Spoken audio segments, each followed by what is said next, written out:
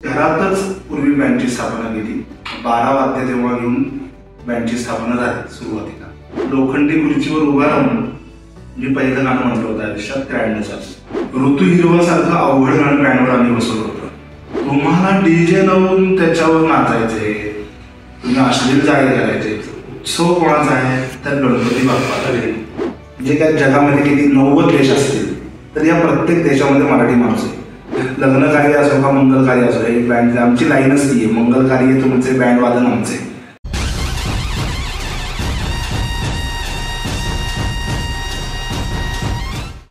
नमस्कार मंडळी, cosmic gamma studios प्रस्तुत उत्सव आणि पर्व दुसके ग्लोबल गणेश फेस्टिवल या पॉडकास्टच्या नव्या भागात मी अभिषेक टिळकर तुमच्या सगळ्यांचं मनपूर्वक स्वागत करतो. मंडळी, आपला गणेशोत्सव म्हटलं की कसं मंगलमय वातावरण पसंत नाही, आणि त्यात जर वादनाचा ध्वनी काली पडला किंवा मन प्रसन्न होऊन जात. आपल्यासोबत आज असे पाहुणे आहेत ज्यांच्या घराने अविरत आपल्या वादनाने बाप्पाची आणि आपल्या रसिक प्रेक्षकांची सेवा केलेली आहे. गेली 87 वर्ष ही परंपरा त्यांनी अखंडितपणे चालू ठेवली आहे. बँड वादनात मुहूर्तमेढ रोवणारे, एक नवी सकाळ, नवी प्रभात घेऊन येणारे, आपल्या सगळ्यांचे लाडके प्रभात बँड आणि प्रभात बँडचे श्री निनाद सोलापूरकर सर आपल्यासोबत गप्पा मानायला आहेत. त्यांचं स्वागत करूयात. सर, स्वागत आहे सर. गणपती बाप्पा मोरे. खमरिया. गणेशोत्सवाचं वातावरण आहे, कसं वाटतं? एनर्जी 100% याच्यासाठी जपतो असं वाटतं आम्ही सगळीच. एक प्रश्न म्हणून प्रत्येकाच्या मनात असतो, प्रभात हे नाव ऐकलं की प्रभात फिल्म कंपनी, प्रभात स्टुडिओज हे आठवतात का? आणि आपले प्रभात बँड हे नाव आहे, तर प्रभात बँड नाव केवळांचं तरी डोक्यात आलं, ते कसं ठेवलं गेलं आणि बँडची सुरुवात कधी झाली? माझे 2 आजोबा सगळ्यात मोठे रामचंद्र आणि भालचंद्र दोघं, हे दोघे जण प्रभात फिल्म कंपनीत वाजवायचे म्युझिक डिपार्टमेंटमध्ये जवळपास 35-36 साली. तर त्यांना असं वाटलं की आपण आपला स्वतःचा व्यवसाय सुरू. तर बँड तेव्हा काही जुने बँड होते रुपयामध्ये, पण ते ड्रेस वगैरे अशी पद्धत नव्हती काहीच. ते रँडम जाऊन वाजवायचे. कारण की तेव्हा गाणी वगैरे असा प्रकार फार कमी असायचा. ट्यून्स आणि हे ते सुद्धा ब्रिटिश लोकांचे असं. पण मग ह्यांनी ठरवलं की आपण आपला बँडचा व्यवसाय सुरू करूयात. सो मग 1938 साली थेऊरला, आम्ही सर्व म्हणजे थेऊरचे आहोत, चिंतामणीचे. अरे गणपती बाप्पा. गणपती आमच्या अशी आत असतात. सो 1938 साली रियासतकार सरदेसाई यांच्या हस्ते 1938 साली प्रभातपैकी स्थापना झाली, सुरुवात झाली. रमा माधव पुण्यतिथीला. अरे वा, म्हणजे ऐतिहासिक वारसाही करतो. यस, तिकडनंच सुरू झाली ही परंपरा आहे. पूर्वी आपला बँड नातूंचा वाडा, म्हणजे आत्ताचं DSK जे आहे चिंतामणी, तर तिथे पूर्वी नातूंचा वाडा होता. त्या नातूंच्या वाड्यात आम्ही राहायचो सोलापूरकडचं. सो तिथे घरातच पूर्वी बँडची स्थापना केली. 12 वाद्य तेव्हा घेऊन बँडची स्थापना झाली सुरुवातीला. अरे, पण मग वाद्य निवडताना असं काही डोक्यात होतं का की ही वाद्य आपल्याला हवी? नाही, कल्चरच तशा पद्धतीचं ऐकलेलं गेलेलं होतं की फिल्म इंडस्ट्रीमध्ये सुद्धा ट्रम्पेट, क्लॅरिनेट, सॅक्सोफोन, ट्रोम्बोन, म्हणजे आता ट्यूबा आपण ज्याला म्हणतो, ज्याला आम्ही बेस असं म्हणतो, तो ट्यूबा, अशी वाद्य बेस ब्रास सेक्शनमध्ये होती. तबला वगैरे हे बँडमध्ये येऊ शकत नव्हतं तेव्हापासून, कारण की ते शक्य नाही ट्यूबाने वाजवणं. त्यासाठी थाप ढोल, म्हणजे ढोल, आणि जो ड्रम्सचा स्नेअर असतो तो स्नेअर, अशी वाद्य पहिली एवढीच वाद्य बँडमध्ये होती. आणि त्याच्याजवळ ते बेस सॅक्सोफोन अजूनही आमच्याकडे आहे, तो मोठ्या आजोबा वाजवायचे. यूज म्हणजे एवढा आहे, आणि तो असं क्रॉस ठेवून वाजवायचे, असा तो वाजवा. तर ते ही वाद्य पूर्वी त्यांनी घेतली. पण ही वाद्य वाजवण्यासाठी ऊर्जा सांगत असते. हा, म्हणजे आता सगळेच तब्येतीने व्यवस्थितच होते, असे छान खाऊन पिऊन, त्यामुळे त्यांना ती ताकद आणि एनर्जी, आणि बेसिकली सगळेच क्लासिकल आधी बेस शिकलेले होते. त्यामुळे नोटेशन काढणं, स्वरलिपी आम्ही जे म्हणतो ज्याला नोटेशन, ती लिहिता येत होती सगळ्यांना, त्यामुळे ते सोपं पडलं. त्यांनी केम अप विथ थिंकर आणि शिकवायला पण सोपं पडलं कलाकार. म्हणजे अभ्यास हा आलाच. अभ्यास हा आलाच, त्याच्याशिवाय काहीच बघूया. ही कितवी पिढी होऊ शकतात? माझी तिसरी पिढी ही आहे आणि माझा मुलगाही आदमधनं आवडीने तो रिझम बघता असल्यामुळे वाजवतो, आवडीने येतो. बघू आता किती इंटरेस्ट आहे. चौथी पिढी आहे. हा म्हणजे योग अगदी असं म्हणायला हरकत नाही. पण इतक्या वर्षांचा हा वारसा आहे, ही परंपरा पुढे येऊन जाताना त्याचं प्रेशर जाणवतं किंवा चॅलेंजेस आहेत असतं. प्रेशर काही जाणवत नाही, चॅलेंजेस असतात हे 100%. दरवर्षी नवीन गाणी बसवून आलं वेगळ्या वेगळ्या. कारण की आता बरेचदा जसं 2 वर्षांपूर्वी दबोशेंनी रामाचा देखावा केला होता अख्खा, तर तेव्हा त्यांनी सांगितलं होतं की रामाच्या धर्तीवर तुम्ही गाणी जरा बसवा. मग तेव्हाच आदिपुरुष आला होता, त्यामुळे जय श्रीराम हे गाणं बँडला बसवलं होतं. त्यामुळे ते अशा थोड्या गोष्टी असतात चॅलेंजेस तेवढं बसव. कारण की इतर दिवशी रिहर्सल्स होत नाहीत, आमच्या प्रॅक्टिसेस होत नाही. सो हांडी गणपतीचे जे 2-3 दिवस पहिले मिळतात तेवढ्याच दिवसात जी काही गाणी बसते ती 2-3 गाणी तेवढंच. कसबा गणपती जमले, त्याला मानाचा प्रकार गणपती आहे, त्यांच्यासोबतचं नातं कसं पुढे सांगते? 1938 साली स्थापना झाल्यानंतर जे नचिकेकर केळकर रोड जो आपण ज्या नावाने ओळखला जातो, त्यांनी 1939 साली सांगितलं की अशी बँडची मुले बघा, हे सोलापूरकर बंधू हे छान वाजवतात बघा. त्यांना ते कळालं, तर त्यांना आपण जरा गणपतीच्या पुढे सेवेला हे करू. कारण की पूर्वी फक्त सनई चौघडा असायचा आणि छोटीशी मिळवणूक आपली कार्यकर्ते जे काय असते ते. पण मग त्यांनी सांगितलं, मग त्या केळकरांनी आम्हाला बोलवलं आणि त्यांनी जेव्हा 1 रुपया चांदीचा नारळ असा दिला आणि त्यांनी सांगितलं की इथून पुढे तहयात जोपर्यंत मिरवणूक चालू आहे तोपर्यंत कसबा गणपतीच्या पुढे तुम्ही वादन करायचं. सोबत कसबा गणपतीशी एक ते बॉन्डिंग खूप पूर्वीपासूनच आहे, सगळ्या पिढीचं आहे आमच्या. आणि ती एक एनर्जी मिळते बाप्पासमोर उभं राहिल्यानंतर. कारण की मी बरेचदा माझ्या बाकीच्या ढोल पथकामधल्या मित्रांना पण सांगते, म्हणजे मजा चाललेली असते त्याच्यामध्ये की अनेक गणपतींपुढे पथकं उभी असतात पुढे, पण एकमेव कसबा गणपती असा आहे की जिथे पुढे बँड पथक उभं असतं. आणखी ती परंपरा 87 सालापासूनची की ती सेवा आपण अजूनही तशीच ठेवली आहे. आणि दगडूशेठ हलवाई गणपती मंडळासोबत कसं नातं? ते भाऊलीचा आहोत असल्यापासूनच नाते. म्हणजे तेव्हा भाऊलीचा आहोत असं नाव होतं श्रीमंतांचं आणि म्हणजे तेव्हा श्रीमंत दगडूशेठांनी ते घेऊन मध्ये नाव दिलं त्यांचं. आणि नंतर पहिला दिवस आणि शेवटचा दिवस श्रीमंतांची सेवा आणि बाकी वर्षभर सुद्धा तुमचं दिवाळी असो, गणेश जन्म असो, 26 जानेवारी असायची, 15 ऑगस्ट, या सर्व दिवशी बाबा त्यांचं वादन दगडूशेठ मंदिरापाशी होतं वाजून. मस्त ऐकताना इतकं भारी वाटतंय. पूर्वीचा काळ तुम्ही सांगा नको उभा राहतो नजरेसमोर. हो, हे सगळे बदल घडत गेले. तुम्ही अगदी लहानपणापासून आपल्या गप्पा मागाशी सुरुवात आहे त्यावेळी कळत की खूप लहान होतात तुम्ही, तेव्हापासून तुम्ही यात आहात, तर बदल कसे अनुभवतात? मी खूपच ड्रास्टिक चेंज आहे. म्हणजे सगळा माझा पहिला परफॉर्मन्स 93 साली मिरवणुकीमध्ये झाला. आमच्या घरात माझी आजी गायची आणि आजोबा स्वतः माझे फेवरेट प्लेअर होते क्लासिकल, महाराष्ट्र भूषण पुरस्कार करून गेले साधू.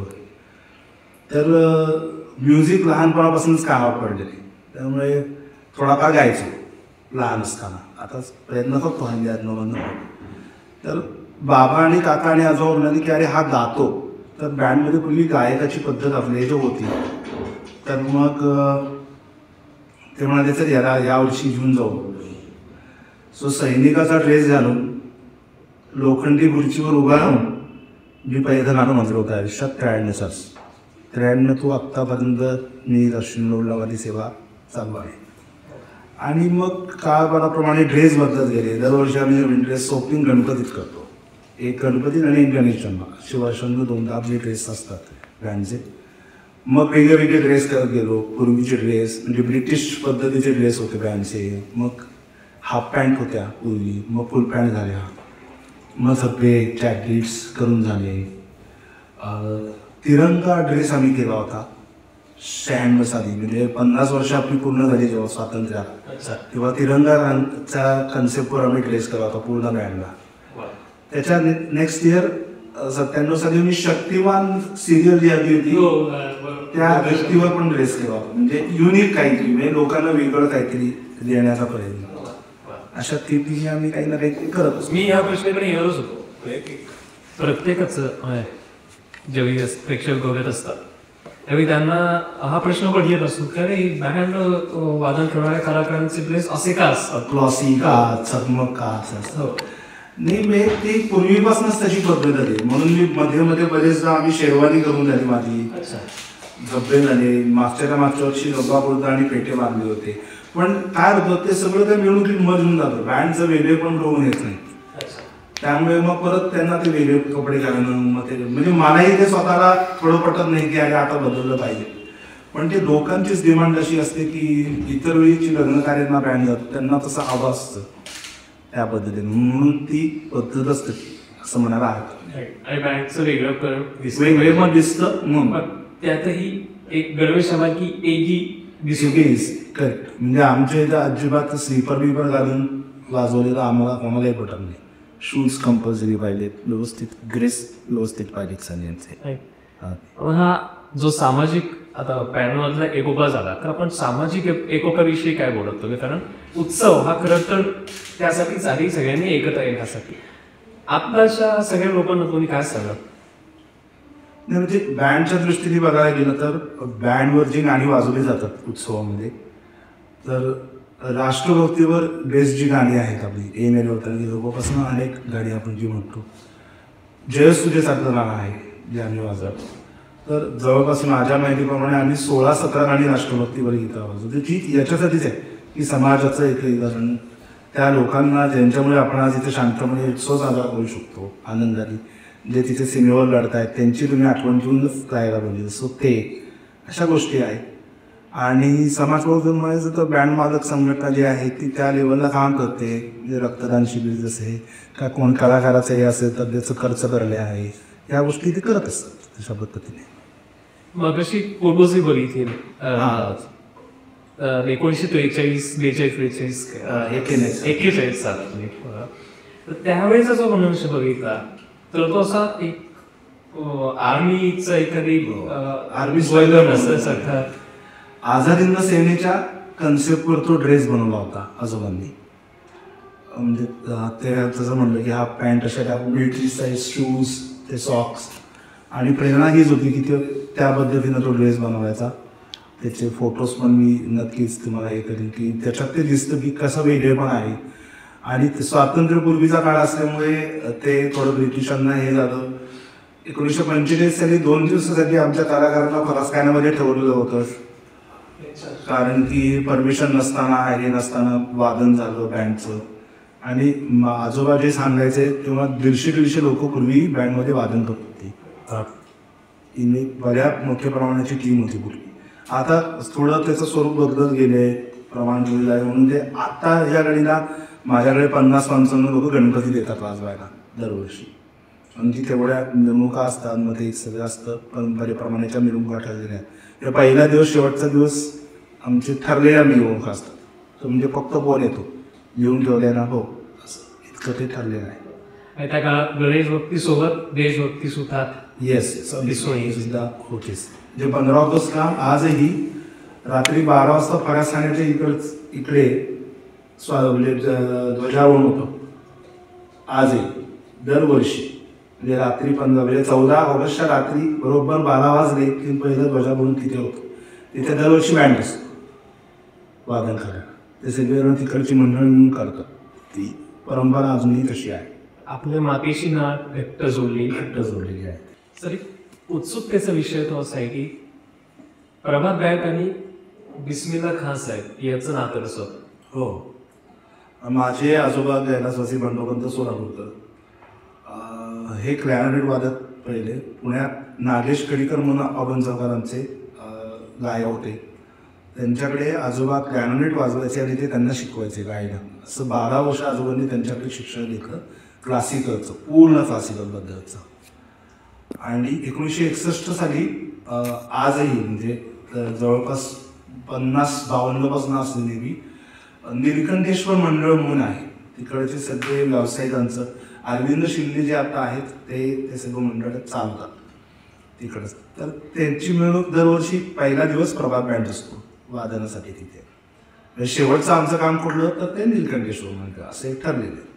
तर त्याच्या स्थापना मिरवणुकीमध्ये आजोबा शास्त्रीय संगीतावरची गाणी बरीचशी बँडवर वाजवली जातात. जसं को बो बोली कोयरिया, मधुबन मेरा दिला, मोहे पंधरटे, अशी बरीचशी गाणी म्हणजे आजोबा आहे बालमा लाकाचुनी केला.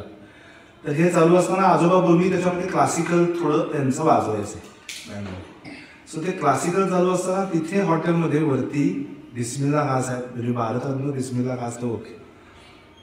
आणि त्यांनी आजोबांचं ते वादन आहे आणि त्यांनी ती मिरवणूक झाल्यानंतर त्यांचं माणसाला सांगून आजोबांना वर बोलून घेतलं.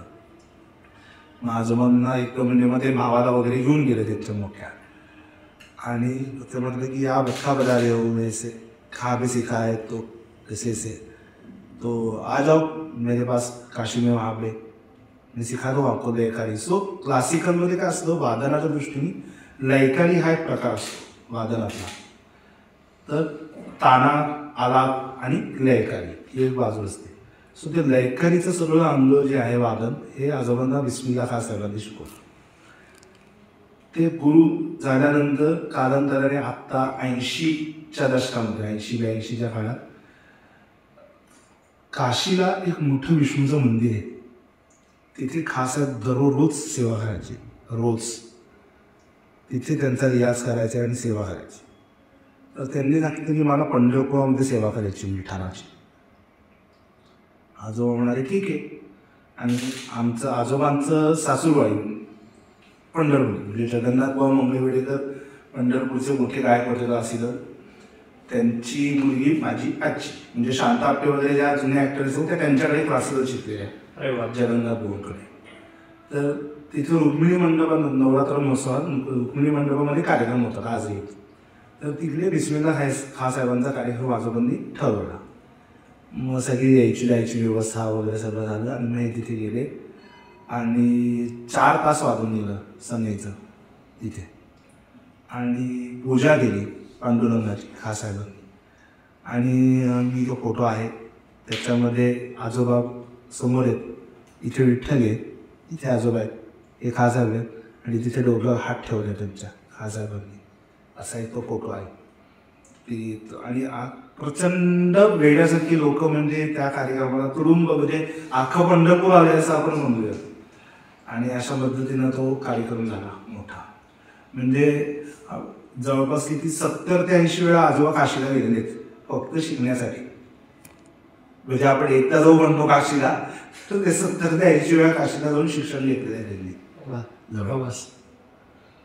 अशी ती बिस्मिल्ला खान साहेबांची आमच्याशी जोडलेली. आणि ते घरी आले इकडे आप्पाबन चौकात आमचं. नंतर आम्ही आप्पाबन चौकात 50 साली राहायला आलो. इकडे घरी आले की ते कायम आजीला म्हणायचे की वो तुम्हाला आमटी भात बनव. त्यांना आमटी भात फार आवडायचा. तर मग ते आवडीने खायचे. असं ते रिलेशन आहे. कलेवर श्रद्धा असते की सामाजिक भेदभाव नसतात ते आणि कला तुम्हाला मोठीच करते. मी हे कायम एकत्र म्हणतो. हां ती तुम्हाला तुम्ही प्रामाणिकपणे कुठली गोष्ट केली ना ती तुम्हाला फळ देतेच देते. आणि तो कलेचाच अधिपती आहे. त्यामुळे काहीच हे नाही.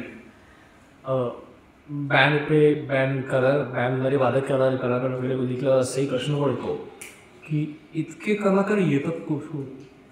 मग ते फक्त आपल्या प्रांतातले असतात की ते बाहेरचे परबांधातून आलेले कलाकार असतात. तर काही असे अनुभव कुठली तरच. हो म्हणजे आता आपल्याकडे बघायला गेलं तर पुण्यामध्ये बारामती, सातारा, सांगली या भागांना तर लोक येतातच. 20-25 जण इकडनं येतात. पण जवळपास 30 ते 35 जण माझ्याकडे दरवर्षी कर्नाटकातून येतात. म्हणजे त्यांची मंडळं जशी 2री-3री पिढी जी आहे जी आपल्याकडेच वाजवते 70-80 सालापासून.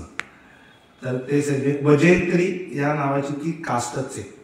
म्हणजे घराघरात फक्त वाजवणारेच तयार होतात ती बजेंत्री लोक. त्यांना हे म्हणजे बाबा काकापूर्वी जायचे त्यांचे ते म्हटलं तसं त्या पद्धतीनं ऑडिशन घेऊन तिथे 3 दिवस गावातच राहायचं कोणाच्या तरी घरी. हॉटेल वगैरे तिकडं काय ती छोट्या गावातून विचारे राहतात. त्यामुळे त्यांना तिकडनं आणायचं इकडे मग शिकवायचं. मग आता म्हणजे माझ्याकडे सगळे मी म्हणतो का म्हणजे माझे सगळे टगे वाजवणारे जे आहेत रग लावून वाजवणारे ते सगळे कर्नाटकातून येणारे लोक आहेत सगळे. आणि ते कोणी बँडमधले कलाकार आहेत ना, कुठलेही शिकलेले कलाकार नाही आहेत, म्हणजे त्यांना नोटेशन वगैरे येत नाही. ते सगळं बाय हार्ट शिकतात, म्हणजे मेमरीमध्ये असतं सगळं. म्हणजे तुम्ही जर नोटीस केलं असेल तर ते ट्रम्पेट 3 कीजचं फक्त वाद्य आहे, 3च की आहेत, पण त्याच्यावर अख्खं गाणं वाजवलं जातं. हे त्यांचं कंट्रोल त्यांच्या तोंडाने फक्त त्या माउथ पीसवर फक्त ते हवाच्या पद्धतीनं ब्लो करतात. बरेच आत्ताची म्हणजे मला राग कुठे येतो, आत्ताचे लोक चेष्टा करतात या सगळ्या गोष्टीची, पण ते धरून एकाला फुंक मारायला जर सांगितलं ना तरी कळेल की काय लेवलचं प्रेशर लागतं असं. त्यांना ते कळत नाही, म्हणजे लोक चेष्टेवरही पाहतात काही गोष्टींकडे आत्ता. तर तसं नाही आहे, त्याच्यामागे खूप मोठा अभ्यास आहे, त्याच्यासाठी मोठं शिक्षण आहे, ते त्यांना घराघरातून मिळालेलं आहे त्यांच्या. पण मग त्यांची शिक्षणाची पद्धत जर उलगडून सांगितली तर कुठल्याही ह्याला बेसिकली आता फुंक वाद्य जी मी म्हणतो, ट्रम्पेट आहे, क्लॅरिनेट आहे आणि ट्यूबा जे आहे, म्हणजे एफोनियम आम्ही ज्याला म्हणतो, तर बेसिकली प्रत्येकाचा सा जो आहे सारेगम पद्धतीचा मधला सा, हा सा लावायची ही सुरुवात पाहिजे. मग त्याच्यानंतर पुढचे सूर आणि हे, म्हणजे काही काही आपण जे कोमल सूर म्हणतो मग ते हाफ की मध्येच असतात, फुल ह्याच्यात ओपन असतात. आता मी काही 8-9 वर्ष तरी शिकवत असल्यामुळे मला आत्ता त्यांचे सूर कुठे निघतात हे कळायला आत्ता लागले गेल्या 2-3 वर्षात. कारण की म्हणजे हा कसा वाजवतो हे सुद्धा मी आधी नोटीस करायचो, मग आता मला कळायला लागलं की काय धरण्यात काय सोडलं त्याला हा सूर वाजवता येतो, हे मला शिकवायला गेल्यानंतर कळायला लागलं, आधी माहितीच नव्हतं. तसं ती प्रत्येक घरात बेसिक फुंक मारणे कशी आहे, काय पद्धत आहे, असे करत ते शिकलं जातं अशी म्हणे. इतके कलाकार येतात तुमच्याकडे, तर आपल्या मिरवणुकीत असे किस्से घडलेले आहेत का की जे भाविक येतात बघायला फक्त येतात मिरवणूक बघण्यासाठी, आणि ते खास करून आम्हाला प्रभात बँडला जायचंय, त्यांचं वादन आहे? हो, खूप आहेत असे. म्हणजे तुम्ही माझ्याबरोबर जर मिरवणुकीत चालत राहिलात ना तर ती 15-20 जण तर कंटिन्यू चालतच असतात. आणि स्पेसिफिक कसबा गणपतीत आणि दगडूशेठला कसं आहे, आणि लोकांचं म्हणजे पूर्वीची बी करून सांगतो चिठ्ठ्या यायच्या की जयस्तुते वाजवा, कोबू वाजवा, मोहे पंधरपे वाजवा, अशा चिठ्ठ्या यायच्या बँडमध्ये. इतके लोकांना ती गाणी आणि या सगळ्याचा अप्रूप होतं. आणि माझ्या काही पर्सनल ज्या आठवणी आहेत त्याच्यामध्ये एक आठवण जी 96 सालचा तिरंदाला विस्केदाने म्हणलं त्याप्रमाणे ऋतू हिरवासारखं अवघड गाणं बँडवर आम्ही बसवलं होतं. म्हणजे आज मी अभिमानाने सांगू शकतो की हे गाणं कुठलाच बँड आज महाराष्ट्रात वाजवत नाही, कुठलाच. मी असेल तर आपण बघूया अशी गंमत. पण ऋतू हिरवासारखं एवढं चॅलेंजिंग गाणं बँडला बाबांनी, आजोबांनी, काकांनी मिळून बसवलं. लोकांनी हार घातलेले अक्षरशः तेव्हा मिरवणुकीमध्ये लोकांच्या कलाकारांच्या. आणि दगडूशेठची मिरवणूक आता लवकर सुरू होते, पण जी माझ्या आठवड्यातली मिरवणूक आहे की सकाळी 7:30, 8, 9, 1 वर्ष 2022ला तर 10:30 सकाळची जी सगळ्यात लांबची मी आयुष्यातली सगळ्यात मोठी मिरवणूक केली. तर तेव्हा पहाटे 5-5:15ला विजय टॉकीजपर्यंत असा गणपती येतो, बँड येतो, मागे बाप्पा असतो. तुम्ही विचार करा, लाखो सूर्यांमध्ये बसलेला गणपती मला दिसतो, जे सगळं लाईटिंग वगैरे सगळं द्या, लाखो सूर्य त्याला घेऊन चालले असं मला वाटतं. आणि त्याच 5-5:15 वाजता इकडनं उजाडायला सुरुवात होते समोर. तो अलका टॉकीजचा अख्खा व्ह्यू, म्हणजे मला एक आर्टिस्ट असल्याचा प्लस पॉईंट जो दिसतो की तो जो हलका उजेडायला लागलेला आहे. आणि तेव्हा बाबा दरवेळेस ते उठ महागणपती गाणं वाजवायचे की अक्षरशः हा सूर्य त्याला हे करायला आले की म्हणजे ती एनर्जी तिचे जाणवते अक्षरशः. आणि अक्षरशः लोक व्हिडिओ यायचे की क्या बात आहे असं जे आपण म्हणतो क्लासिकलमध्ये तसं व्हायचं. आणि असं 50-60 लोकांचा बँड आणि हे गाणं मागे बाप्पा असं ते वातावरणच. मी म्हटलं ना मगाशी सुरुवातीला की मी त्या एका दिवसासाठी जगतो, पुढचे बाकी 364 दिवस. ती एक मिरवणूक म्हणजे तो एक अख्खा दिवस आहे ना, त्यासाठी बाकीचे सर्व दिवस आले जात असतो. ती एनर्जीच वेगळी आहे असं आहे. मजा वातावरण काय असेल खऱ्या अर्थानं मंगलमय. हो, म्हणजे आपण इमॅजिनही करू शकत नाही. की लोक काय पद्धतीनं तुम्हाला तुमच्यासाठी वेडे असतात. म्हणजे माऊली तर मी एका मिनिटात 12 वेळा वाजवतो कसबा गणपतीला. म्हणजे या चौकात वाजवतो पुढेपर्यंत ते लोकांपर्यंत जाते की अरे ह्यांनी हे वापर तुम्ही परत हे वापर रामकी इथलीचं वाजव हे इथं वाजवा शिर्डीवाले साहेब वापर इथं वाजवा. इतकी गाणी रिपीट वाजवावी लागतात लोकांना ते ऐकायचं असतं. कारण की त्यांना इतर वेळी ऐकायला मिळत कारण की ही गाणी बँडवर वाचतील अशी अपेक्षितच नसतं लोकांना. माहितीच नाही लोकांना त्यामुळे ती गंमत असते. कुठली म्हणजे दगडूशेठच्या मिरवणुकीला आवाज दे की आम्ही तुम बोलावं असं गाण्याची फरमाईश आली. आम्ही बसवलेलंच होतं ते गाणं पूर्वी पण बाबांनी ते वाजवलं लगेच. म्हणजे माझ्यापेक्षा त्यांचा हात खूप मोठा आहे वाजवण्यात. पण त्यामुळे ते काय गाणी म्हणजे मेरा जूता है जमानीपासून सुद्धा गाडी वाजवली बँडला मी माझ्या आठवणीमध्ये. इतकी गाणी आहेत. म्हणजे हे हिंदू नरसिंह प्रभू शिवाजी राजा सारखं गाणं आहे. जयस तुझे मी बघायची म्हणलं उषक काल होता सारखं चॅलेंजिंग गाणं आहे. म्हणजे याच्यात कोरस आहे क्लास सेक्शन एवढं आहे सगळं वाजतं लेअर्स आहेत एवढे हे सगळं कर्मांग म्हणतात त्याप्रमाणे मेरे देश की धरती. वेळ लागतो लोकांना ही गाणी सुंदर अक्षरशः. असाच अनुभव जागतिक पर्यटकांच्या बाबतीत कधी आलाय? आता ग्लोबल विलेज फेस्टिवल आपण करण्याचा प्रयत्न करतो घेऊन जातोय जागतिक लेवलला जागतिक पर्यटकांना आपल्याकडे आकर्षित करतोय की आमचा उत्सव आपली परंपरा समजून घ्या. त्याच्या बाबतीत म्हणजे आता आपण म्हणतो की आपल्याला काय लागले की इन्स्टा आणि याच्यामुळे फेसबुकमुळे स्नॅपचॅट बऱ्याच गोष्टींमुळे की व्हिडिओ पडतायत वगैरे. पण खूप लोकांना माहिती नाही आहे 1981 सालची यूट्यूबवर एक व्हिडिओ क्लिप आहे पुणे गणेश विसर्जनाची 81 सालची. त्याच्यामध्ये एक फॉरेनर माणसाने ती केलेली व्हिडिओ आहे फोटो कोलाज आहे मिरवणुकीचा आपल्या. तर त्याच्यामध्ये जे आपल्याकडे गावठी पथकं यायची पूर्वी वाजवायला त्यांचे शॉर्ट्स घेतले त्यांचा साऊंड आहे. बँडच्या पथकांची काही 1-2 बँड पथकं त्याच्यात माझे आजोबा दिसत आहेत माझे काका दिसत आहेत त्यांचा शॉर्ट आहे. आणि बँडचा पण साऊंड आहे कसा तेव्हा ऐकू येत होता बँड कसा वाजत होता अशा पद्धती ती विसर्जन म्हणून. सो 81 पासनं परदेशी लोक माझ्या माहितीप्रमाणे बघायला येत आहेत आपली विसर्जन म्हणून असं आपण म्हणूयात की तेव्हापासून आज तर काय त्याचं प्रमाण खूप मोठ्या लेवलला आहे. आता आपला गणपती बाप्पा सुद्धा परदेशी गेला आहे. आमचे काही मित्रमंडळी सुद्धा परदेशात जाऊन वाजवणार आहेत. अशी जी परंपरा सुरू झालेली त्या मानाने असं कोणाला हरकत नाही. आता जागतिक पर्यटक यांचा पुढाकार वाढला तर आपल्यासाठीही काही चॅलेंजेस आहेत. तर ते आपण आपला उत्सव आपल्या परंपरा त्यांच्या समोर योग्य पद्धतीने कशा मांडता याव्यात यासाठी तुम्ही काय सांगा?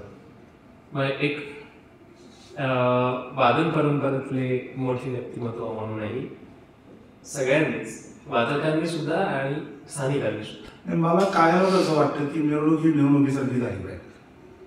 गणपती समोर तुम्ही नाचायची गाणी करून जर हे केलं म्हणजे अगदी वाईट कुठे वाटतं. म्हणजे बरेचसे माझे मित्रमंडळी या क्षेत्रातली सांगतील ढोल पथकांमधली सगळे माझे मित्र सांगतील लोक त्या गाण्यावर झोपलेली असतात अक्षरशः रात्री. म्हणजे तिथे बाप्पा असतो आणि तिथे तुम्ही असे झोपता आणि तुम्ही धांगडधिंगा करता. 10 दिवस ज्याची आपण मनोभावे पूजा करतो त्याला निरोप देताना तुम्ही असं केलं तर चालेल का? तुम्ही प्रामाणिकपणे तुमच्या घरातलं उदाहरण घ्या. तुमच्या घरात त्याला तुम्ही असं कराल का? बिलकुल नाही. मग हे आपण गणपती नाचायचा असं का डोके डोळ्यासमोर ठेवते हेच मला कळत नाही. आज एवढ्या सुंदर पद्धतीनं ढोल पथकं वादन करताय इतक्या सुंदर पद्धतीनं बँड पथकं आहे वेगळे वेगळे वाद्यांचे सुद्धा लोक आहेत. म्हणजे ते कर्नाटकी ते वाद्य आहे ते वाजवणारे लोक येतात बरेचसे जण येतात वेगळी वाद ते आपण ठेवूयात ना. आपली संस्कृती फक्त महाराष्ट्रापुरती नाही तर बाहेर भारतातले बाकीचे जे पारंपरिक वाद्य आहेत ती आणून करा साजरी ती सेलिब्रेट करा. तुम्हाला डीजे लावून त्याच्यावर नाचायचे तुम्ही अश्लील जाळी करायचे. उत्सव कोणाचा आहे तर गणपती बाप्पा. तुमच्या घरातलं लग्न नाही आहे कोणाचं लग्न असतं तर तुम्ही काही करा काही प्रॉब्लेम नाही. पण गणपती जे आहे विसर्जन मिळून तुम्ही असं करता त्यापेक्षा देवाची गाणी लावा आणि डीजे लावा. तुम्ही रामजी की निकली सवाजीवर नाचा. तिथे तुम्ही कोंबडी पाळा आणि पासनं काय काय कुठली गाणी ऐकली सांगू शकत नाही अशी गाणी आहे. गरज आहे काहीच करत नाही. हे छान परंपरा आपलं जे आहे छान ढोल बँड सुंदर त्याचं असताना ते मला फार आवडतं. आपण एक गोष्ट लक्षात घेणे की प्रत्येक चांगलं म्हणून नेहमी मानाच्या गणपतींच्या पुढे नगाऱ्याची गाडी असते जी कधीही कोणी अंडरलेख करत नाही. ते पारंपरिक गोष्ट आहे. सनई चौघडा जे आपण कुठलेही मंगल कार्य करतो शुभ कार्य करतो तेव्हा सनई चौघडी लागतो आणतो आणि वाजवतो. सो ते सुद्धा मिरवणुकीमध्ये पुढे असतात. हे मंगल पारंपरिकच आहे ना. सो या काही गोष्टी आहेत त्याच्याने मिरवणूक आपली प्रसन्न छान आनंदानेच होते. ही मला कायमी असं वाटतं की हे थांबलं पाहिजे. म्हणजे अश्लीलपणा थांबला पाहिजे. मग तुम्ही DJ बसायचं ना चांगली देवाची गाणी लावा या काय करायचं आहे तुमचा प्रश्न, पण अश्लीलपणा मिरवणुकीमधला आणि उत्सव थांबला पाहिजे. आहे बाप्पा आहे तो करतो सगळं सुरुवात होतीये असं वाटतेच अनुभव होते सगळं चालू बोगलेक्स आपण सगळे हाल हाल ते बदल केला तर 100% बदल होतो असं मला नक्की वाटतं. ज्यावेळी वादक करत असतात तर त्यांना त्या वादकांना एका वेळी अनेक वाद्य वाजवण्याची ट्रेनिंग दिली जाते. काही प्रमाणात 1-2 वाद्यात असू शकतात. म्हणजे ट्रम्पेट वाजवणारा माणूस खापरून मागून वाजवू शकतो, पण मोस्टली एक वाद्याचा एकच वाजतो. म्हणजे तो जर क्रॅमनेट वाजवला असेल तर तो क्रॅमनेटच वाजवतो, तो दुसरं नाही वाजवत. अशा पद्धतीचंच ट्रेनिंग आहे अशा पद्धतीचं. कारण की त्याची शिक्षणाची पद्धतच तशी झाली की एक इन्स्ट्रुमेंट ते एकच इन्स्ट्रुमेंट अशा पद्धतीने. तर आपलं मगाशी बोलण्यात एक विषय आला पण मेरी चित्रपटसृष्टी सुंदर नाम केलेलं आहे प्रबंधाने आहे आत्ताही असा बऱ्याच सत्ता व्यवस्था आहे त्यामुळे. तर त्याविषयी काय सांगा. गुळाचा गणपती पुढीलचा चित्रपट त्याच्यामध्ये शेवटच्या फ्रेममध्ये उद्याच्या गाडीत बसतात ओपणकार ती आपली सोलापूरकरांची आहे आणि त्याच्या पुढे वाजणारा आपलाच बँड आहे. सो तिथपासनं फेम अजून जास्त छान मिळालं ते बाळा जोजोरीमध्ये आणि सुलोचना दिदींचा पिक्चर. त्याच्यामध्ये अख्खा बँडचा फुल शॉट आहे. 1950 सालचा चित्रपट आहे. त्याच्यानंतर सत्यम शिवम सुंदरममध्ये आहे प्रभात बँडचं वादन, म्हणजे आर्टिस्ट पण आहेत. राग लखनमध्ये आहेत त्याच्यामध्ये. आणि खूप जास्त लोकांकडे पोचलो गेलो याचं श्रेय जातं मायेच्या साडीला. मायेच्या साडी हा चित्रपट सिल्वर जुबली हिट आहे सगळा मुखात सगळं. आणि त्याच्यामध्ये लग्नाच्या त्या गाण्यामध्ये बँड आहे आपला आपणच वाजवलेले आहेत. त्याच्यात लहान मी आहे 7 वर्षाचा. ती माझ्याचं लेख आठवडे आजोबा लिव्हीकडे डावीकडे गाचा आहे आणि बाबा गाडी बसली वाजवायला आणि माहेरची साडी आहे. त्याच्यानंतर पुढे अनेक काही मराठी चित्रपटांमध्ये आली काही पुढच्या याच्यात. आठवणीतली गोष्ट म्हणजे आता नॅशनल अवॉर्ड फिल्म जी बाबू बँड माझ्या आहे त्याच्यात सगळं बँडचे ड्रेस बँडचे वादक या सगळ्यांना घेऊन तो पिक्चर केलेला आहे. आणि आता लेटेस्ट शेवटचं जर म्हणलं तर दबंग 3मध्ये मिळाले आपला. अरे बाबा हां म्हणजे ते सलमान खानच्या गाण्यामध्ये बँडचं सगळे कलाकार गेले होते आमचे पुण्यातनं सगळे आणि 20-25 जण गेले होते त्या शूटिंगसाठी. सो बँडचं आहे शूटिंगमध्ये ती क्रेनच आहे मी म्हणतो ना. त्याच्याशिवाय लग्न कार्य असो किंवा मंगल कार्य असो हे बँड आमची लाईनच ती आहे. मंगल कार्य तुमचे बँड वादन आमचे. आमचं प्रभात बँडची कॅप्शनच ती आहे मंगल कार्य तुमचे बँड वादन आमचे. मनोरंजन सृष्टीत मीना सोबत पाऊल इथूनच पडलं असं मला वाटतं. हा म्हणजे मायाच्या साडीपासून कसं पडलं, पण मी नंतर बँडसोबत मी माझे इंडिव्हिज्युअल कार्यक्रम सुरू केले. म्हणजे माझा इंटरेस्ट प्रोग्रॅम्सकडे जास्त होता लहानपणापासून. म्हणजे हार्मोनियमचं माझं 14 वर्ष हार्मोनियमचं शिक्षण झालं माझं. त्यामुळे मला ढोल कशा वाजवायची परवानगी नाही याचं मला दुःख आहे. म्हणजे ते मला आयुष्यभर आहे की मी कमलेला ताशाबद्दल वाजवू शकत नाही, पण ती आवड आहे. पण हार्मोनियमचं शिक्षण झालं मग कालांतरानंतर कीबोर्डचं टेक्निक शिकून ती क्रेज होती. आता हार्मोनियम कमी आणि कीबोर्डच जास्त झालं अशी परिस्थिती आहे. आणि 2013ला मी माझी पहिली असिस्टंट म्युझिक अरेंजर म्हणून मी पहिली फिल्म केली मराठी चित्रपटसृष्टीत. आणि तो प्रवास मग अनेक टायटल्सचं अरेंजमेंट केलं. 1-2 टायटल्सचे कंपोजिशन्स केली ट्रॅक केला म्युझिक कंपोजर म्हणून. आणि आता 12 सप्टेंबरला विन लग्नाची गोष्ट म्हणून पिक्चर रिलीज होतो प्रिया बापट आणि अनुष्का मुखचा. सो ऑफिशियली म्युझिक डिरेक्टर म्हणून माझी एंट्री होते फिल्म इंडस्ट्रीत. माझं एक गाणं आहे. सो ती एक आता सुरुवात होण्याला हरकत नाही. आणि बाकी गाण्यांचे कार्यक्रम बरेचसे चालूच आहेत वेगळे सगळे. मजा आहे. शुभेच्छा तुम्हाला. थँक्यू. सोशल मीडियावर येऊयात आपण. माझे तापरे एक वय आता एक कविता गाजते तुझं जे प्रेम मन तुझं जगतं. तुम्ही आहात बरोबर. सोशल मीडियात एखादी गोष्ट खूप गाजते, तसंच आपला उत्सव आणि उत्सवाचा खरा अर्थ सोशल मीडियाने इतरांपर्यंत पोहोचवण्यासाठी आपण काय केलं पाहिजे? जे आपल्या चांगलं म्हणजे आता जसं मी म्हटलं ना मग तुझं जगतं रंग 4 ओळी आहेत, पण त्या 4 ओळीचा काय इम्पॅक्ट झाला सगळ्यांवर. मी म्हटलं कुठलीही गोष्ट हिट होऊ शकते. तसं आपल्याला आपल्या उत्सवातल्या ज्या चांगल्या आम्ही 4च म्हणतो प्रत्येकदा त्या चांगल्या गोष्टी आहेत त्या आधी लोकांसमोर दाखवणं गरजेचं आहे. खूप जण म्हणतात की लोक अशी वागतात, मंडळातले कार्यकर्ते असे करतात, वादक लोकांचे अशी नाटकं आहेत. असं तुम्हाला लोकांना पॉझिटिव्ह गोष्टी दाखवायला पाहिजे, निगेटिव्ह न दाखवता. ती म्हणजे एक पथक जेव्हा सोशली काही करत असतं ही बाजू लोकांसमोर सोशल मीडियावरती येत नाही, ती कळली पाहिजे. एक बँड संस्कृती जेव्हा सोशली काही करत असतं कुठल्या तरी सोशल ओकेजनसाठी वाचवत असतं तर ते लोकांपर्यंत आलं पाहिजे मीडियातनं. म्हणजे नुसतंच हे करून चालणार नाही की हे असेच आहे ते तसेच आहे. नावं ठेवणं सोपं आहे, तिथे उभं राहून करणं आवडतं त्या सिच्युएशनमध्ये. सो सोशली मी हे सगळ्यांच्या बाबतीत म्हणजे मंडळाचे कार्यकर्ते सुद्धा दिवस रात्र 10 दिवस काम करत असतात.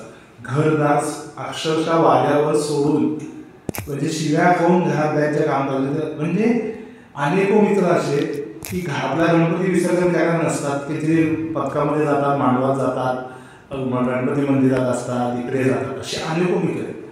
सो ही जी गोष्ट आहे की यातल्या वेळे पण जे आहे ना या उत्सवातलं हे लोकांपर्यंत आलं पाहिजे. हे सगळ्यात महत्त्वाचं. वा, असं मला वाटतं. आपलं काय परदेशी कधी सादर की आहे बँड एकदाच दुबईला आता याच्याआधी गेलेला आहे. 10 जण आमचे एका लग्नासाठी दुबईला गेले होते. ते सुद्धा लॉकडाऊनच्या आहे म्हणजे 18 साली. तिकडे एकदा लग्नाला खाली त्यांची डिमांडच तेवढी होती. सो माझा भाऊ आणि 9 जण असे तिकडे दुबईला एकदा गेले होते वाजवायला म्हणजे लग्नासाठी. आणि बँड याच्या आधी 96 का 97 मला एक्झॅक्टली आठवत नाही, नेहरू स्टेडियमला आपलं इंडियाची ती क्रिकेट मॅच होती, India versus Sri Lanka I guess. त्याच्यामध्ये पेप्सीने आपला स्पॉन्सरशिप देऊन बँड आपला होता स्टेडियमवर.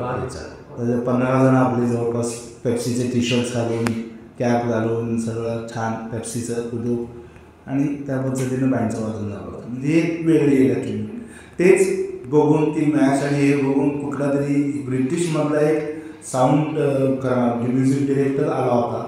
त्याने आपलं रेकॉर्डिंग केलं बँडचं इथे पुण्यात. तर तेव्हा रेकॉर्डिंगची मशीन घेऊन आला येताना आणि त्याने तो एक फोटो माझ्याकडे असू शकतो. म्हणजे तो असा बसला आहे आणि बँडचे जरी कार्यक्रमाचे आहे 10 वर्षांना असंही झालं. त्याच्यानंतर जे आपण म्हणतो ना कॅसेट्स स्कूल जे आहे ते HMVने आपल्या बँडचे रेकॉर्ड केले होते पूर्ण 86-87 साली. HMVने ते म्हणजे जेव्हा ते संपत आलं होतं त्या काळाच्या आधीचं सांगतोय की तेव्हा ते रेकॉर्डिंग्स केले होते बँडची पूर्ण. सो एक वेगळं त्याच्यात अचिव्हमेंट होते. मग आपली वादन संस्कृती ही जागतिक पातळीवर नेण्यासाठी आपण सगळेच कमी पडतो कसं तुम्हाला वाटतंय का? आणि ग्लोबल गणेश फेस्टिवल ही संकल्पना एक अशी पायरी मिळू शकते का की जागतिक पातळीवर आपण आपली वादनाची संस्कृती घेऊन जाऊ शकतो? गणेश उत्सवात हे 2 दिवस आहेत ना, पहिला दिवस स्थापना दिवस आणि विसर्जन दिवस. आज मराठी माणूस आणि भारतीय माणूस हा जे काय जगामध्ये किती 90 देश असतील तर या प्रत्येक देशामध्ये मराठी माणूस आहे.